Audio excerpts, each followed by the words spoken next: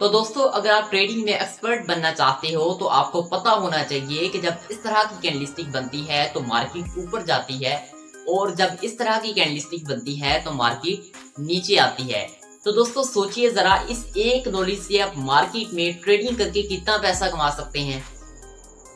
बिस्मिल्लाहिर्रहमानिर्रहीम, अस्सलाम वालेकुम। इस वीडियो के अंदर मैं बात करने जा रहा हूँ 6 कैंडलस्टिक पैटर्न के मुतालिक, जो कि बेसिक से हर ट्रेडर को लाजमी से आने चाहिए। अगर आप इन 6 कैंडलस्टिक पैटर्न को सीख लेते हैं तो आप बेसिकली में ट्रेडिंग को एक्सपर्ट बन सकते हैं। सो आज के इस वीडियो के अंदर मैं यही 6 बेसिक पैटर्न जो आपको स्क्रीन के ऊपर नजर आ रहे हैं इसी के मुतालिक बात करने वाला हूँ। ठीक है, एक एक स्टेप के साथ आपको समझाने वाला हूँ। सो आपसे सिर्फ यही एक रिक्वेस्ट है कि इस वीडियो को जरूर पूरा देखिएगा ताकि आपको कंप्लीटली इस चीज के मतलब गाइड आ जाए। ठीक है, so without wasting any time let's get started. लेकिन अगर आपने अभी तक मिस्टर वील को सब्सक्राइब नहीं किया तो जल्दी से मिस्टर वील को सब्सक्राइब कर दीजिएगा, बेल के नोटिफिकेशन को ऑन कर दें और इस वीडियो को जरूर लाइक कीजिएगा। चलिए इस वीडियो को शुरू करते हैं।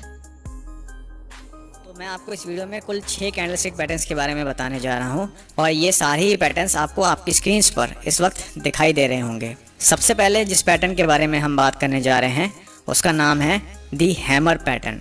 तो इस कैंडलस्टिक में हमें सबसे पहले एक स्मॉल बॉडी देखने को मिलती है और इस बॉडी के नीचे हमें एक थिन लाइन देखने को मिलती है जिसे हम लोग विक या फिर शैडो बुलाते हैं। विक का काम होता है आपको किसी कैंडल की फॉर्मेशन के दौरान जो भी उस सेशन की हाईएस्ट और लोएस्ट प्राइसेस थी उसके बारे में बताना, और बॉडी का काम होता है आपको उस कैंडलस्टिक की ओपनिंग और क्लोजिंग प्राइसेस के बारे में बताना।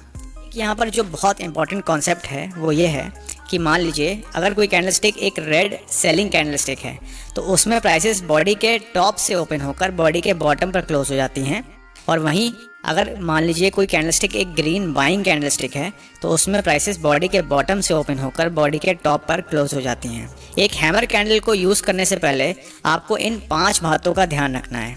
तो जो पहली कंडीशन है वो ये है कि एक हैमर कैंडलस्टिक सिर्फ तभी वैलिड होगी जब इसमें नीचे का विक काफ़ी लंबा होगा, जिससे हमें रिजेक्शन ऑफ लोअर प्राइसेस के बारे में पता चल सके। क्योंकि हैमर कैंडलस्टिक एक बुलिश कैंडलस्टिक है, मतलब एक बाइंग कैंडलस्टिक होती है, इसीलिए हम लोग यहाँ पर रिजेक्शन ऑफ लोअर प्राइसेस देखेंगे। दूसरी कंडीशन ये है कि एक हैमर कैंडलस्टिक बनने के लिए शेयर प्राइसेस का डाउन ट्रेंड में होना बहुत ज़रूरी है। मतलब एक हैमर कैंडल बनने से पहले शेयर प्राइसेस में गिरावट देखने को मिल रही होनी चाहिए। तीसरी कंडीशन ये है कि एक हैमर कैंडल की बॉडी का कलर यहाँ पर मैटर नहीं करता है, लेकिन अगर एक ग्रीन बॉडी वाली हैमर कैंडलस्टिक होगी तो प्राइसेस में रिवर्सल आने की जो संभावना है वो काफ़ी अधिक होगी। हमारी जो फोर्थ कंडीशन है वो ये है कि हैमर कैंडल के बनने के बाद अगली कैंडलस्टिक जो बनती है एक ग्रीन बॉडी बुलिश कैंडलस्टिक होनी चाहिए, जो कि हैमर कैंडल के ऊपर हमें एक सक्सेसफुल क्लोजिंग दे दे। और हमारी फिफ्थ और लास्ट कंडीशन ये है कि एक हैमर कैंडलस्टिक में हमें ऊपर की तरफ या तो बिल्कुल भी विक ना देखने को मिले, या फिर अगर वहाँ पर विक है भी तो वो काफ़ी छोटा होना चाहिए। तो दोस्तों, अगर ये 5 कंडीशंस मीट होती हैं तो हमारा हैमर कैंडलस्टिक पैटर्न बन चुका होता है। मतलब अभी तक तो शेयर की प्राइसेस नीचे जा रही थी, लेकिन हैमर पैटर्न बनने के बाद अब प्राइसेस ऊपर की ओर जा सकती हैं। तो एक हैमर कैंडलस्टिक को हम लोग बुलिश रिवर्सल पैटर्न मानते हैं। तो जब ये पैटर्न चार्ट्स पर आपको देखने को मिलता है तो हम लोग यहाँ पर बाइंग करके चल सकते हैं। तो अगर आपको मान लीजिए यहाँ पर ट्रेड करना हो तो आप लोग एंट्री हैमर कैंडल के बाद जो अगली बुलिश कन्फर्मेशन कैंडलस्टिक बनती है उसकी क्लोजिंग प्राइस पर आप लोग अपने ट्रेड में एंटर करेंगे, और अपने स्टॉप लॉसेस को आप लोग या तो एंट्री कैंडल के लो के नीचे या फिर हैमर कैंडल के लो के नीचे प्लेस कर देंगे। अब हम जिस पैटर्न के बारे में बात करने जा रहे हैं उसका नाम है दी हैंगिंग मैन पैटर्न। तो ये पैटर्न देखने में बिल्कुल एक हैमर पैटर्न जैसा ही होता है, बस फर्क सिर्फ इतना सा है कि एक हैंगिंग मैन पैटर्न एक अप ट्रेंड के बाद फॉर्म होता है, जहाँ एक हैमर पैटर्न एक डाउन ट्रेंड के बाद फॉर्म होता है। तो दोस्तों, एक हैंगिंग मैन पैटर्न बनने के लिए इन 4 कंडीशंस का फुलफिल होना बहुत ज़रूरी है। नंबर 1 कि इस पैटर्न में हमें नीचे की तरफ एक लंबा विक देखने को मिलना चाहिए, और ऊपर की तरफ या तो बिल्कुल भी विक नहीं होना चाहिए, या अगर विक है भी तो काफ़ी छोटा होना चाहिए। तो ये कंडीशन बिल्कुल हैमर कैंडलस्टिक जैसी ही है। दूसरी कंडीशन ये है कि इस कैंडलस्टिक में भी कैंडल की बॉडी का कलर मैटर नहीं करता है। हाँ, लेकिन हैंगिंग मैन पैटर्न क्योंकि एक रेड बेयरिश पैटर्न कंसिडर करा जाता है, तो इसलिए अगर एक रेड बॉडी वाली हैंगिंग मैन कैंडल बनती है तो वो ज़्यादा वैलिड होगी।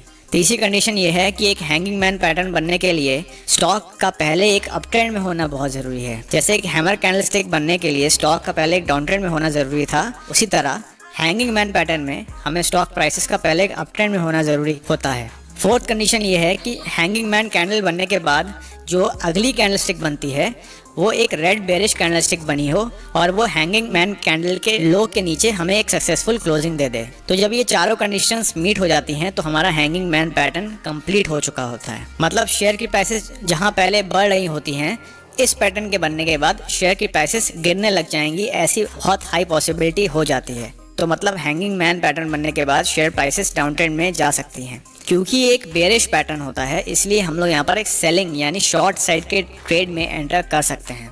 तो ऐसा करने के लिए हमें हैंगिंग मैन कैंडल के बाद जो अगली बेरिश कैंडल स्टिक बनती है, उस कैंडल की क्लोजिंग प्राइस पर हम अपनी पोजीशंस में एंटर कर सकते हैं। और क्योंकि हम यहाँ पर सेलिंग कर रहे हैं, इसलिए हम अपने स्टॉप लॉसेस को हैंगिंग मैन कैंडल के हाई के ऊपर प्लेस कर देंगे। तो दोस्तों, अगर आपको हैंगिंग मैन और हैमर पैटर्न के बीच में अभी भी कोई कंफ्यूजन है तो इस पिक्चर को देखकर वो पूरी तरीके से दूर हो जाएगी। हैमर एक डाउन ट्रेंड में बनता है और हैंगिंग मैन एक अप ट्रेंड में बनता है। हैमर कैंडल एक बाय सिग्नल देता है और वहीं एक हैंगिंग मैन कैंडल एक सेल सिग्नल देता है। अब दोस्तों, जो हमारा थर्ड कैंडलस्टिक पैटर्न है उसका नाम है इन्वर्टेड हैमर। इन्वर्टेड का मतलब हुआ उल्टा, और यहाँ पर आप लोग इसके नाम से बिल्कुल भी कंफ्यूज मत होइएगा, क्योंकि ये कैंडल भी बिल्कुल हैमर कैंडल की तरह ही काम करता है। इसमें और हैमर कैंडल में फ़र्क सिर्फ इतना सा है कि हैमर कैंडल में हमें नीचे की तरफ एक लंबा विक देखने को मिलता है, लेकिन एक इन्वर्टेड हैमर कैंडलस्टिक में हमें ऊपर की तरफ एक लंबा विक देखने को मिलता है। एक इन्वर्टेड हैमर कैंडल बनने के लिए ये 4 कंडीशंस फुलफिल होना ज़रूरी है। नंबर 1, शेयर डाउन ट्रेंड में होना चाहिए, मतलब शेयर की प्राइसेस गिर रही होनी चाहिए। सेम कंडीशन जो हैमर कैंडलस्टिक पैटर्न के लिए थी वो यहाँ पर भी अप्लाई होती है। दूसरी कंडीशन ये है कि इसमें जो अपर विक है वो लंबी होनी चाहिए और नीचे की विक या तो बहुत छोटी होनी चाहिए या तो बिल्कुल भी नहीं होनी चाहिए। दोस्तों, ये जो सेकंड कंडीशन है ये एकमात्र डिफरेंस है हैमर और इन्वर्टेड हैमर कैंडलस्टिक के बीच में। दोस्तों, यहाँ पर जो थर्ड कंडीशन है वो हैमर पैटर्न की तरह ही है, मतलब यहाँ भी कैंडल की बॉडी का कलर मैटर नहीं करता है। बस क्योंकि एक इन्वर्टेड हैमर कैंडलस्टिक एक बुलिश कैंडलस्टिक होती है, इसलिए एक ग्रीन कलर की बॉडी वाली इन्वर्टेड हैमर कैंडल ज़्यादा प्रभावशाली होगी, ऐसा हम लोग मानकर चल सकते हैं। हमारी फोर्थ और लास्ट कंडीशन ये है कि इन्वर्टेड हैमर कैंडल के बाद जो कंफर्मेशन कैंडलस्टिक बनती है वो एक बुलिश कैंडलस्टिक होगी, जो कि इन्वर्टेड हैमर कैंडल के हाई को ब्रेक करके उसके ऊपर एक क्लोजिंग दे देगी। तो दोस्तों, ये 4 कंडीशंस फुलफिल होने पर हमारा इन्वर्टेड हैमर कैंडलस्टिक पैटर्न बन चुका होता है और इसमें ट्रेड लेने के लिए हमें कंफर्मेशन कैंडल की क्लोजिंग प्राइस पर हम लॉन्ग साइड के ट्रेड में एंटर कर सकते हैं और अपने स्टॉप लॉसेस को हम इन्वर्टेड हैमर कैंडल के लो के नीचे प्लेस कर देंगे। जो हमारा फोर्थ कैंडलस्टिक पैटर्न है उसका नाम है शूटिंग स्टार पैटर्न। दोस्तों, ये पैटर्न भी देखने में बिल्कुल एक इन्वर्टेड हैमर कैंडलस्टिक पैटर्न की तरह ही होता है। बस यहाँ पर फ़र्क इतना है कि जहाँ एक इन्वर्टेड हैमर कैंडलस्टिक पैटर्न एक डाउन ट्रेंड के बाद फॉर्म होता है, वहीं एक शूटिंग स्टार पैटर्न एक स्ट्रॉन्ग अप ट्रेंड के बाद मार्केट के टॉप लेवल्स पर फॉर्म होता है। तो दोस्तों, एक शूटिंग स्टार पैटर्न बनने के लिए यहाँ पर इन 4 कंडीशंस का पूरा होना ज़रूरी है। पहली कंडीशन ये है कि एक शूटिंग स्टार कैंडल बनने के लिए पहले शेयर की प्राइसेस को अप ट्रेंड में होना ज़रूरी है, यानी कि शूटिंग स्टार कैंडल बनने से पहले शेयर प्राइसेस बढ़ रही होनी चाहिए, जबकि इन्वर्टेड हैमर कैंडल के केस में ये कंडीशन बिल्कुल उल्टी थी। हमारी दूसरी कंडीशन ये है कि एक शूटिंग स्टार कैंडल में भी जो अपर विक है वो काफ़ी लंबी होनी चाहिए और जो लोअर विक है वो या तो बिल्कुल भी नहीं होनी चाहिए या फिर काफ़ी छोटी होनी चाहिए, बिल्कुल एक इन्वर्टेड हैमर कैंडल पैटर्न की तरह। तीसरी कंडीशन ये है कि एक शूटिंग स्टार कैंडल की बॉडी का कलर यहाँ पर रेड हो या ग्रीन हो, इससे फ़र्क नहीं पड़ता है, लेकिन क्योंकि शूटिंग स्टार एक सेलिंग सिग्नल देता है, मतलब एक बेरिश रिवर्सल पैटर्न होता है, इसलिए अगर एक रेड कलर की शूटिंग स्टार कैंडलस्टिक बनती है तो वो ज़्यादा वैलिड होगी। और चौथी और आखिरी कंडीशन ये है कि शूटिंग स्टार कैंडलस्टिक बनने के बाद जो अगली कैंडलस्टिक बनती है वो एक रेड बेरिश कैंडलस्टिक बननी चाहिए, जो कि शूटिंग स्टार कैंडल के लो के नीचे या फिर उसके क्लोज के नीचे एक सक्सेसफुल क्लोजिंग दे दे। तो दोस्तों, इन 4 कंडीशंस के पूरा होने पर हमारा शूटिंग स्टार पैटर्न पूरा हो चुका होता है। तो मतलब हम यहाँ पर शॉर्ट साइड के ट्रेड में एंटर कर सकते हैं। हम शूटिंग स्टार कैंडल बनने के बाद जो अगली कंफर्मेशन कैंडलस्टिक बनती है उसकी क्लोजिंग प्राइस पर हम अपने ट्रेड में एंटर करेंगे और अपने स्टॉप लॉसेस को हम शूटिंग स्टार कैंडल के हाई के ऊपर प्लेस कर देंगे।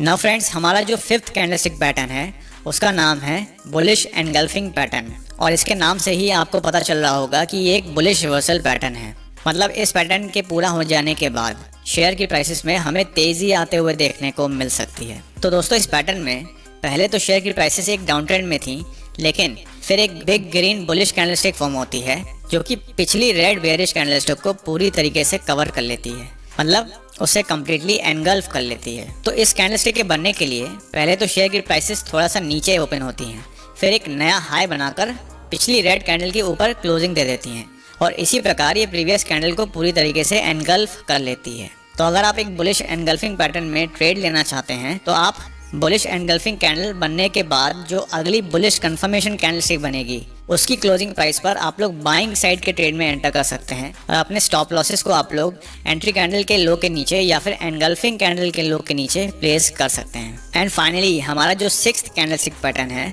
उसका नाम है बेयरिश एनगल्फिंग पैटर्न और ये पैटर्न एक बुलिश एनगल्फिंग पैटर्न से ठीक उल्टा होता है और ये शेयर प्राइसेस में एक अप ट्रेंड के बाद मार्केट टॉप पर फॉर्म होते हुए देखने को मिलता है। तो मतलब इस पैटर्न के बनने के बाद शेयर की प्राइसेस जहां पहले अप ट्रेंड में थी अब वो डाउन ट्रेंड में जा सकती हैं। तो इस पैटर्न के बनने के लिए सबसे पहले जैसे मैंने आपको बताया कि शेयर की प्राइसेस बढ़ रही होनी चाहिए, फिर जो अगली कैंडलस्टिक बने वो पिछली कैंडलस्टिक से थोड़ा ऊपर ओपन हो और फिर एक नया लो बनाकर क्लोज हो जाए और ये पूरी तरीके से पिछली बुलिश कैंडलस्टिक को एनगल्फ यानी कवर कर ले।